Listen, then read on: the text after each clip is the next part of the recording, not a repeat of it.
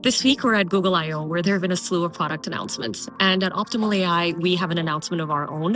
This week, we're introducing AI adoption metrics. What if you could actually measure how your team is using AI? Which models are performing the best, where you're seeing the highest code acceptance, and whether you're seeing better performance from Claude, Gemini, or GPT. So why don't we hop into Optimal AI and see how our adoption metrics are faring? So here, I'm seeing the overall code acceptance rate, the percentage of Copilot or cursor suggestions that are accepted by your teams. Average chat interactions per day, so we're averaging about 31 chats. And that's how often engineers are using Copilot's Ask feature, not inserts or auto suggestions, but back and forth chat. Then, oh cool, so Claude 3.7, that's our top performing model by acceptance. It's leading the pack. And then we have highest acceptance by language. Python is winning here, but you'll be able to track this across your stack regardless of what programming languages you're using. So our average daily engagement rate, pretty high. I'm really happy to see that. We're averaging about 85.2%. And just FYI, I've been looking at over the last 2 weeks of data. What this really shows is the percentage of active users who engaged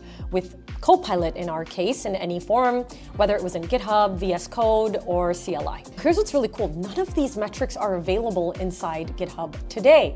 And so we built this custom layer on top of APIs to visualize as well as store these metrics so you can track usage over time. Now let's take a look at Copilot user engagement, and I'm going to look at April 23rd.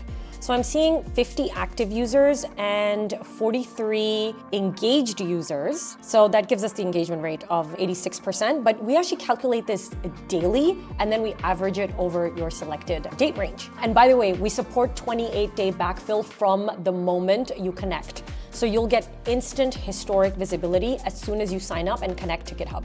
Now let's take a look at the code generation efficiency. And I love this because I can filter by languages, by models, and even by editors. It shows total lines of code, suggested versus accepted.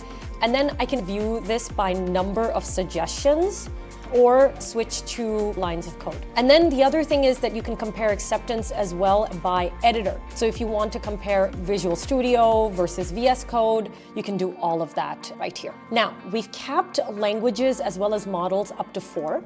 So you can select up to 4 languages to compare. In our case, I'm going to compare Go, Java, JavaScript, and Python.